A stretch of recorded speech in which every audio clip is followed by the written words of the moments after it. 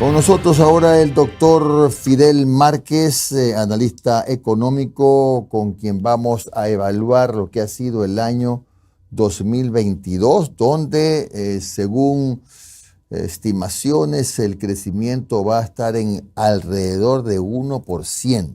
Primero, doctor, nos está escuchando, ¿verdad? Sí, perfectamente, Jimmy. Un abrazo a la distancia. ¿Esa cifra de 1% de crecimiento es la correcta? Eso dicen No, no, Jimmy. A La ver. cifra que yo tengo que se está manejando a nivel de organismos oficiales y a nivel de organismos internacionales es un crecimiento de cercano al 2,7%. Allá. A ver, lo que quiere decir que el comportamiento de la economía en el año 2022 no ha sido tan malo. En realidad, sí. Y voy a explicar por qué, ¿no? A ver. Porque si nosotros analizamos, y la economía hay que analizarla en su conjunto, sabe que a mí me gusta analizar siempre todos los elementos, porque si tomamos uno en particular, esto no nos dice la verdad completa del funcionamiento económico. Si nosotros tenemos un crecimiento del 2,7%, eso significa que con un crecimiento poblacional que estamos teniendo del 2%, y habría que ver los resultados del censo para hablar con más precisión.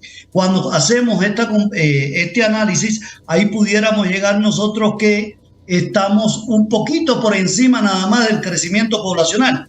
Y ahí sí pudiera hablarse de ese 1% si se hace ese tipo de análisis.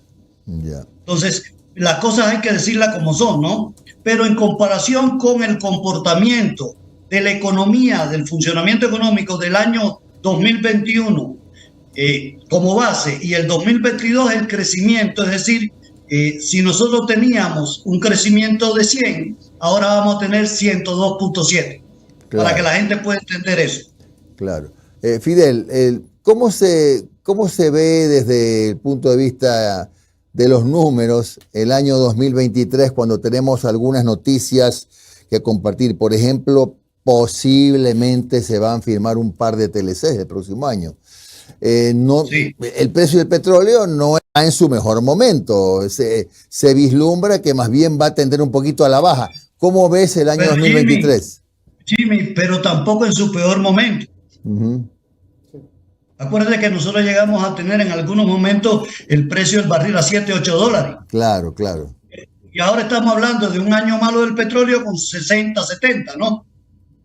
Ahora, ¿tú crees, Fidel, en todo caso, que se ha producido o se está produciendo una reactivación económica? La pregunta la hago en base a qué. A que acaban de informarnos en el fin de semana que ya las cuotas de consumo de crédito, microcrédito, etcétera, etcétera, que no se paguen en la fecha de vencimiento, ya no van a tener ese plazo que había, esa comodidad que daba la banca.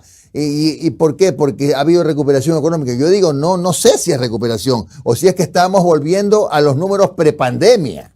Entonces esto creo que es una presión fuerte. No, y tienes toda la razón, Jimmy, ahí. Estamos volviendo a los números prepandemia.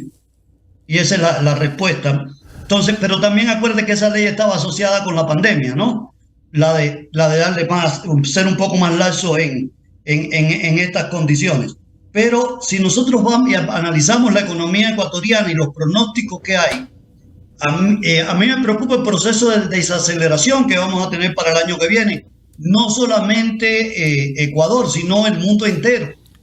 Y esto es importante que la gente lo sepa. El año que viene el escenario internacional no va a ser muy halagüeño, que digamos. Y nosotros, por ejemplo, lo que se pronostica para Ecuador, si este año el crecimiento es 2,7, para el año que viene será de 2 o menos.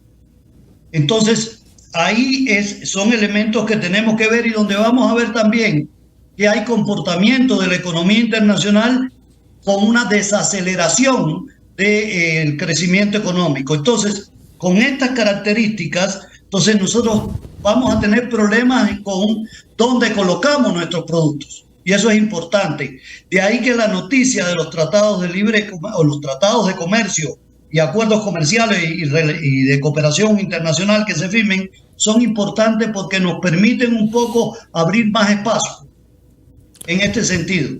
Doctor. Y permitirnos y nos permite que nuestros productos puedan tener mejores condiciones para llegar a esos mercados.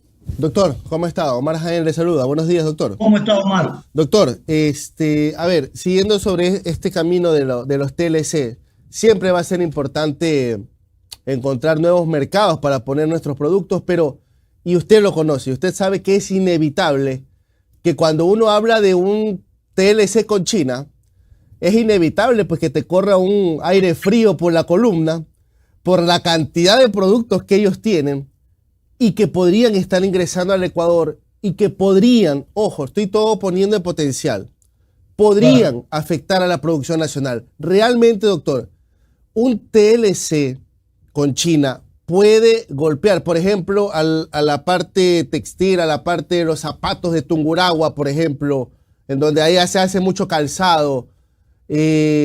¿Cuánto podría afectar un TLC con China a esos sectores? Mira, ¿quieres que te diga? Y sinceramente con China nuestras relaciones son más importantes en la parte financiera que en la parte de manufacturera. Ya, ok.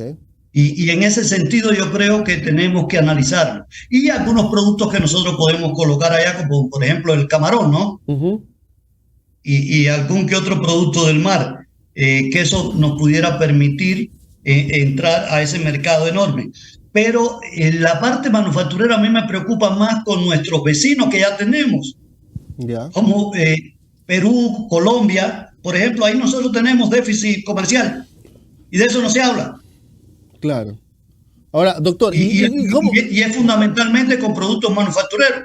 ¿Y cómo ve esta conversación trabada que estamos teniendo con México? Ojo, mucha gente se le está cargando a México, que no, que nos quieres bloquear, pero yo también me pongo pues del lado de México, pues, o sea, yo también tengo que defender a los míos, pues no y no me vas a llenar de camarón y de banano un mercado donde nosotros sí tenemos esa producción. ¿Cómo ve ese tema con México que está un poco como ahí, que no avanza, sobre todo por estos dos productos que son estrellas para Ecuador?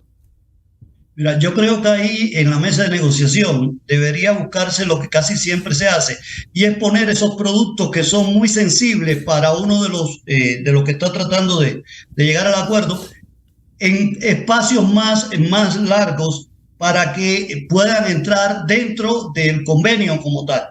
Yo creo que por ahí pudiera estar esa solución, porque recuerda que para nosotros tenemos producción camaronera.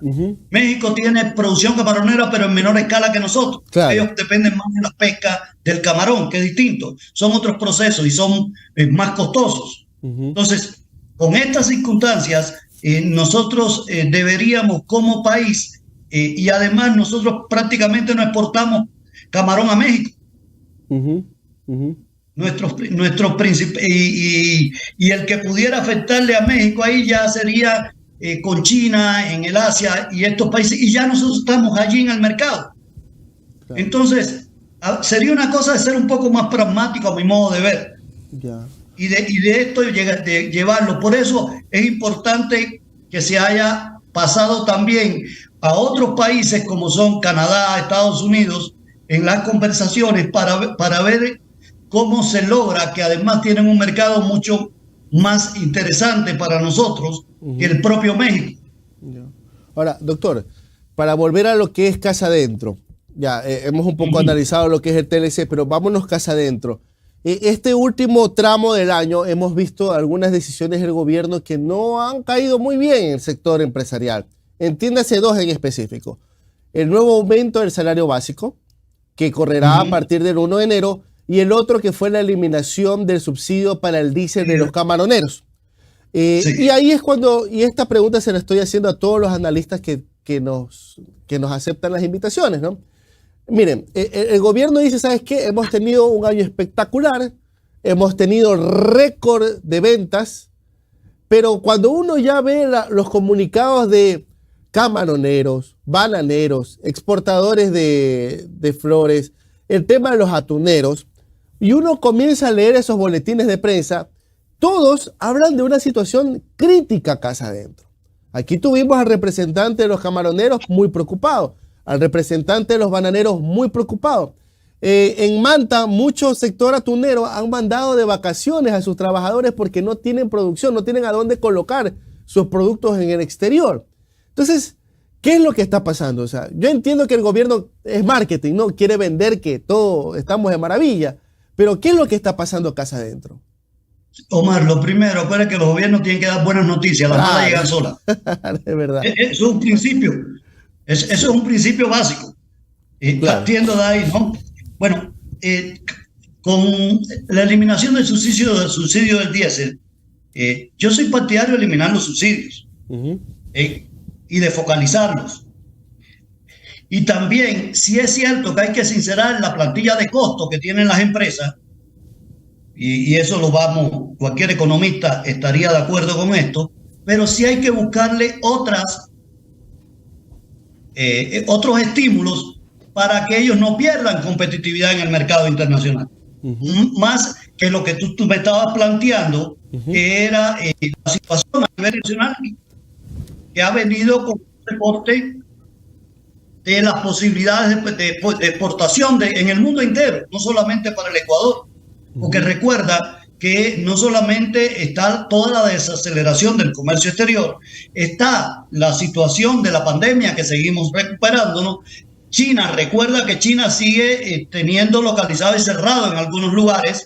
Tenemos la guerra o la invasión rusa a Ucrania, para llamarla con todo, la amenaza que constantemente Rusia le está poniendo y la disminución del uso de combustible y por tanto una disminución de la economía europea, una contracción de la economía europea importante, y todo eso repercute en nuestros exportadores.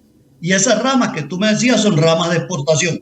Pero lo relacionado con el diésel, si bien debería quitársele, pero por ejemplo hay que darle la posibilidad de que puedan sustituir esto con una conectividad eléctrica o con facilidades para implementar en los lugares donde ellos tienen sus plantas, etcétera, otro tipo de energía mucho más eficiente y amigable con la naturaleza y que le permita contrarrestar esta eliminación del subsidio de los combustibles, o darle otro tipo de estímulos que pudiera estar relacionado con créditos, etcétera, que hay que buscar la forma para poderle dar esto y que ellos mantengan la competitividad. Doctor, y la última de mi parte antes de darle paso a Noris.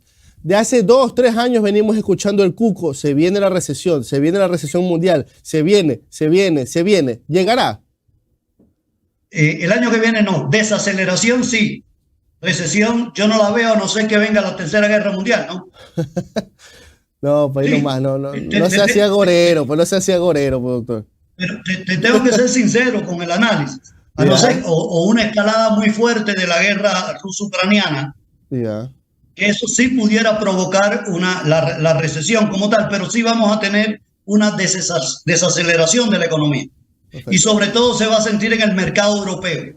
Perfecto, doctor. Economista, buenos días. Noris Arroyave le saluda. Hacia allá va mi pregunta. Citi Research dijo que va a haber una desaceleración del 1% para el 2023 y el 2024 puede llegar hasta el 2%.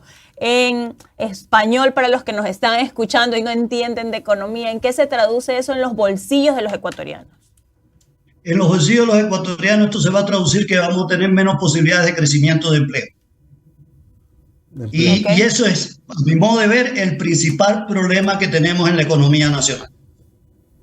Porque, por ejemplo, ahorita tenemos un empleo adecuado de 33.7 y un desempleo abierto del 4.1. Con eso vamos a cerrar este año. Pero un empleo adecuado del 33.7 ¿es bueno? Yo creo que no, es pésimo. Y esa estructura la venimos arrastrando desde hace muchísimos años. Y entre otras cosas, ¿por qué se da esta estructura de empleo? Por la estructura productiva que tenemos en el país y además porque tenemos un código laboral totalmente obsoleto, que no está acorde con las condiciones que existen en el mundo de hoy. Y esos son elementos que yo creo que deberíamos entrar acá. Por otra parte, si nosotros seguimos teniendo, si bien es cierto que este año hubo un pequeño repunte en la inversión extranjera directa, pero seguimos todavía por debajo de los niveles que pudiéramos tener, que a mi modo de ver, nosotros pudiéramos tener inversión extranjera directa por encima de 6.000 o 7.000 millones de dólares anuales. y por otra parte seguimos dependiendo para el consumo de la familia fundamentalmente de las remesas, porque seguimos teniendo una estructura de empleo que no permite que nuestra población pueda tener una vida digna. Fidel, perdona la interrupción, pero estamos hablando de más o menos 6 de cada 10 ecuatorianos tienen un empleo, un trabajo autónomo, o son emprendedores, no tienen relación de dependencia. Esa es la cifra más o menos, ¿verdad? Sí, lo que pasa, Jimmy, así suena muy bonito. Sí. Porque suena que estamos emprendiendo, que somos empresarios. Y no es eso. Es un emprendimiento por necesidad, no por oportunidad. Por eso nuestros emprendimientos duran 1 año, máximo 2 años. Y están los estudios. Economistas, los emprendimientos se tornan fugaces y luego esto lo ves transformado en los problemas que hay en la banca, que era lo que Jimmy acababa de comentar hace un momento. Sí, mira, y además si tenemos todavía créditos para microcréditos, estos bien elevados, cuando deberíamos pensar nosotros que si queremos realmente tener los estímulos, por ahí deberían empezarse a buscar soluciones. Y voy a poner un solo ejemplo que a mí me llamó la atención. El crédito educativo, Jimmy, ¿sabes la tasa referencial en cuánto está en estos momentos? No. En 8.79 y la tasa máxima en 9.50. Si alguien quiere estudiar o quiere, porque sabemos que no hay capacidad para crédito, en la universidad pública, las instituciones públicas, o alguien quiere ir a hacer un posgrado o tener un posgrado, tiene que pagar una tasa que realmente no está acorde con lo que tenemos que estar pensando nosotros, que si bien es cierto, no puede, si tienes un crédito, tiene que tener para hacer crédito determinada tasa de interés, pero ¿por qué el crédito educativo, que es estratégico para el desarrollo nacional y para que pueda darse la movilidad social, no lo bajamos a los niveles que están las tasas para vivienda de interés público y social? ¿O es que la educación no es de interés público y social? Economista, ¿cuánto debería ser realmente las tasas de intereses para que pueda existir toda esta fluidez y este crecimiento real? Tendría que estar, si usted tiene, por ejemplo, usted quiere estimular y nos pasamos la vida diciendo que vivimos en la sociedad del conocimiento, la era del conocimiento y todo eso. ¿Y eso a través de qué se puede lograr? Crédito educativo. ¿Por qué no lo bajamos a niveles por debajo del 5%? Y lo tenemos en el 9%. Bajarle 4 puntos. Porque eso es interés social y estratégico para el país. 1. 2. ¿Por qué no decimos que está muy bien eso de al 1% por 30 años? Pero eso no se refleja en la práctica, en el mercado que tenemos. Deberíamos nosotros tener préstamos no del 25, 26, 16%, 17% y 18%. Los préstamos y los créditos productivos deberían estar por debajo del 7%. Ok, economista, la última pregunta. Ecuador ha mejorado sus cifras macroeconómicas y creo que este es el discurso, la cifra de la que se agarra el gobierno para decir estamos mejorando. Pero eso de ahí no ha hecho que venga inversión. Y no hay inversión porque estamos en un problema de inseguridad, porque la política que tenemos para invertir, hay una inseguridad política y jurídica también. ¿Qué podemos hacer para revertir eso y que todas estas cifras macroeconómicas hermosas que nos están vendiendo se vean a la interna con una evolución real que mejore la economía de la gente? Mira, y buena la pregunta, porque las cifras son reales. Y eso partimos de ahí, que las cifras son reales, las he verificado por distintas fuentes. Las cifras son reales, pero muchos me dicen, bueno, ¿y quién perdió este año? Yo digo, el país perdió este año. ¿Por qué? Porque si nosotros, a pesar, y esto es importante que lo tengamos todos acá claro, no podemos tener, si bien la inversión extranjera en el primer semestre logró estar por encima de los casi 1.200 puntos, si la memoria no me falla. Hubo un trimestre que se logró un crecimiento de 800 millones en eso, que vino fundamentalmente del Uruguay, 700 y pico de millones de inversión en asistencia financiera y cuestiones para servicios empresariales. Si nosotros entramos y analizamos, a pesar de todo eso, por lo que se venía arrastrando, y vemos que seguimos teniendo un riesgo país por encima de los 1.200 puntos, ahí el problema está en que tenemos que decirnos, ¿y por qué 1.200 puntos? A pesar de todas estas cifras. Sencillo, porque en el país no nos ponemos de acuerdo. Porque en el país hay un consenso.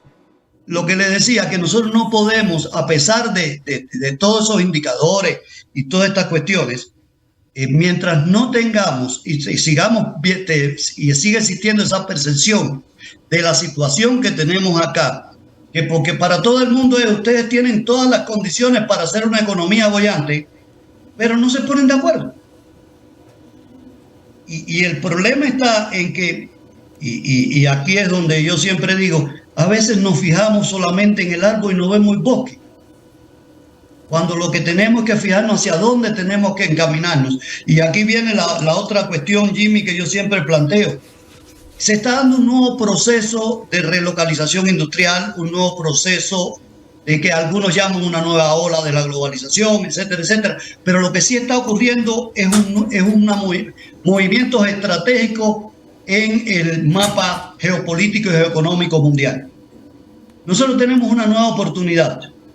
Y yo siempre digo, queremos insertarnos como nos insertamos a principios del siglo y finales del siglo pasado en la globalización, que lo que entramos fue exportando mano de obra barata para que fueran ilegales en muchos casos y para hacer trabajo que en los países desarrollados no querían hacer, para reenviar remesa acá y que nos sostuviera la familia ecuatoriana. ¿O queremos ahora sí insertarnos como debería ser en una economía que pudiera buscar su espacio dentro de los intersticios que dejan las grandes potencias? Claro, un problema que te quería consultar, Fidel. Has dicho tú que tú no le tienes miedo al tema de los subsidios cuando son puntuales, cuando son justificados, ¿no? ¿Cómo ves este anuncio que hizo el gobierno? Anuncio no, ya es un hecho. Hace 2-3 semanas, y en el sentido que le retiraba el subsidio del diésel a los camaroneros, que a juzgar de la industria camaronera los ha puesto en la dificultad de un precio que ya no es posiblemente tan bueno en un mercado tan competitivo. Estoy de acuerdo con eliminar el subsidio, Jimmy, lo digo de frente. ¿Ah, sí? Pero darle otros estímulos. Eso. Darle otros estímulos, manténle la plantilla de costos para que no pierdan competitividad. Y yo soy del criterio que los camaroneros, que son los que conocen bien su plantilla de costo y su mercado, deberían hacer las propuestas concretas en ese sentido. ¿Y cómo le mantienes la plantilla de costos? Buscándole, por ejemplo, que tengan la conectividad o la eléctrica adecuada para que puedan ahorrar por la eliminación del diésel. O poniéndole una tarifa adecuada al consumo eléctrico de ellos. Bueno, o permitiéndole que hagan inversiones a bajo costo, sí, quitándole determinadas exenciones que tengan para que produzcan energía limpia ellos mismos. Es decir, reemplazar un subsidio por otros. No, por otros estímulos, que es distinto. Porque, por ejemplo, si usted le permite que ellos produzcan energía limpia con sus propias inversiones, esa energía limpia usted le va a subsidiar una sola vez. Cuando traen las importaciones necesarias o la inversión que vayan a hacer ahí. Claro. Y ya después que la producen, ya se elimina ese subsidio. Entonces, hay que ser creativo en este sentido, Jimmy. Claro. Bueno, muchas gracias, doctor Fidel Márquez. Siempre un gusto conversar contigo, Fidel. Un gran abrazo. Igualmente, Jimmy. Te saludo desde las alturas quiteñas. Ah, caramba. Bueno, abrazo.